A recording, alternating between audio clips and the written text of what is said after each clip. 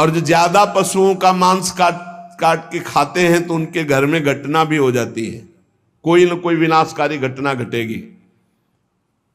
पूज्य श्री भाईजी महाराज हनुमान प्रसाद पोद्दार जी ने एक प्रसंग में बताया कि एक परिवार था जो बकरा और मुर्गी इनको घर में लाता और काट करके खाता। उनके 3 बालक थे, एक 4 महीने का था, एक 3-4 साल का था और एक 12 वर्ष का था।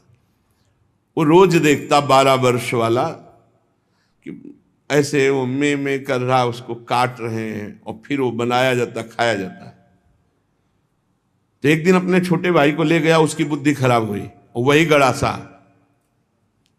और उसने कहा चलो खेलते हैं, पापा जैसे काटते हैं ना मुर्गी वैसे खेलते हैं। तो छोटा 3-4 साल का था, उसने हाँ छत में ले गया और चढ़ बैठा, जैसे चढ़ के बकरे के ऊपर मुर्गी के ऊपर, और बस वो काट डाला।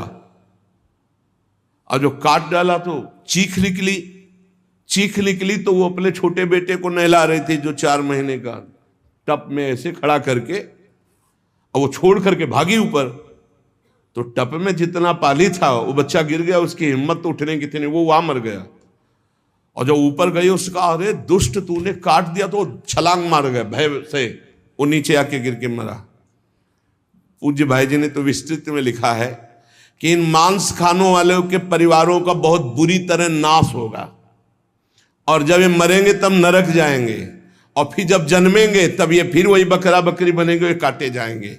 होश में रहो, समय आने दो, कर्म अवश्य में भोक्तव्यम, तुम्हें भुगाएगा, रो नहीं पाओगे। एक आगरे से आते थे तो उनका नाम मुश्किल है छोड़ पाना, बड़ी मतलब एक जैसे होता है ना रंगबाजी से, आपका आदेश तो उसी का मुश्किल है छोड़ पाना। तो बढ़िया स्वर्णिम उसकी पट्टे की घड़ी और बढ़िया नक्शे से, हर दांत बता रहे थे कि हर समय पान खाते रहते हैं। 2-3 महीने में झांझरी फिर गई थी। कैसे? कैंसर डॉक्टर ने बता दिया, मुश्किल है अब छोड़ना, शरीर छूटेगा।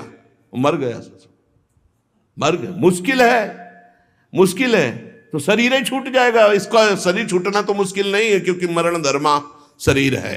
होश में पूरा परिवार नष्ट हो गया। जो यहां दूसरों के मांस को खाते हैं तो बड़े बड़े हाथियों से उनको पहले कुचलाया जाता है, चिरवाया जाता है, फिर कोल्हू में पेरा जाता है। बढ़िया आनंद लो। यहां जो कर रहे हो इसका बहुत लंबा हिसाब होगा। लोग सोचते हैं कि ये गप है, 5 मिनट में हिंसा की आजीवन कारावास, लाखों जुर्माना। तुम्हें यहीं से अनुमान लगा लो, यहां तो बहुत छोटा हिसाब किताब है, वो तो अनंत ब्रह्मांडों का हिसाब किताब है। आप विद्धास्तु यैर्वेदा वन्यास्य हिताग्नि भी ता इमे शैल श्रृंगाग्रात पात्यंदी धा पुनः पुनः। जो अपने पूर्वजों को पिंडदान नहीं देता, हवन नहीं करता, शास्त्र मर्यादा के अनुसार नहीं चलता, जो बिना पाणी ग्रहण किए व्यभिचार करता घूमता रहता है, ऐसों को बड़े बड़े ऊंचे पर्वत से नीचे खोपड़ी के बल फेंका जाता है। और जब नीचे गिरता है तो बड़ी बड़ी विषैली चींटियां चिपक जाती हैं और काटती है।